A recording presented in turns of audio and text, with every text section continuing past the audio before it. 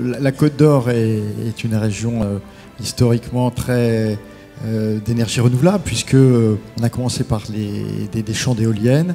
Il y a 21 sites majeurs en Côte d'Or d'éoliennes.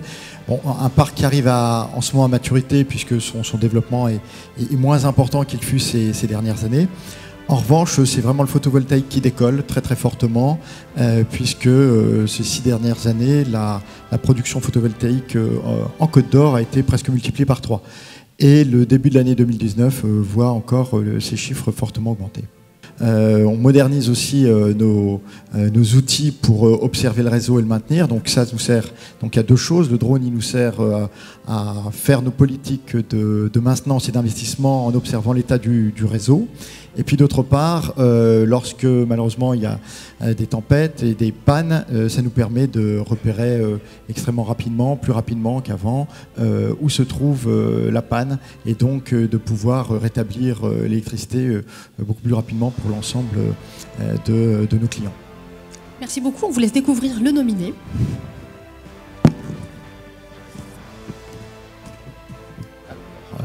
C'est la commune de Brétigny, représentée par son maire, monsieur Didier Mingot, qui remporte le trophée de la culture.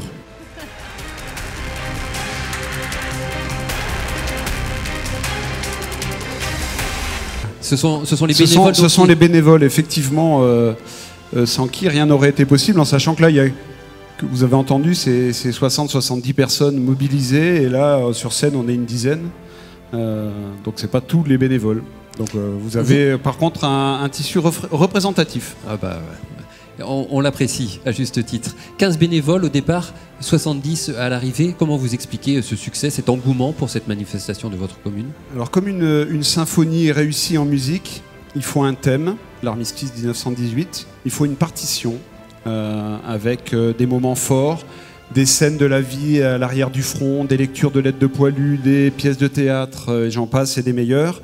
Il faut un chef d'orchestre, Patrick, et il faut après des musiciens qui sont finalement l'ensemble des bénévoles qui ont travaillé quasiment 1 an pour réussir. Et puis après, j'en oublie, des partenaires, des communes voisines qui nous ont prêté du matériel.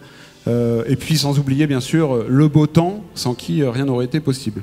Alors c'est à la fois essentiel, c'est à la fois un remède, parce qu'on voit qu'effectivement ça permet de se retrouver autour d'un verre, autour d'un partage de souvenirs, d'émotions. C'est une preuve que c'est encore possible. C'est encore possible de mobiliser une centaine, je dis 70 bénévoles de la commune, mais aussi des communes voisines, et puis de faire venir 3000 visiteurs sur une journée ensoleillée autour d'une commémoration qu'on a tendance à oublier, qui est la fin de la Première Guerre mondiale. On vous laisse recevoir votre trophée. On peut encore vous applaudir. Voilà. Et merci effectivement surtout à toute l'équipe, sans qui rien n'aurait été possible. Merci à tous.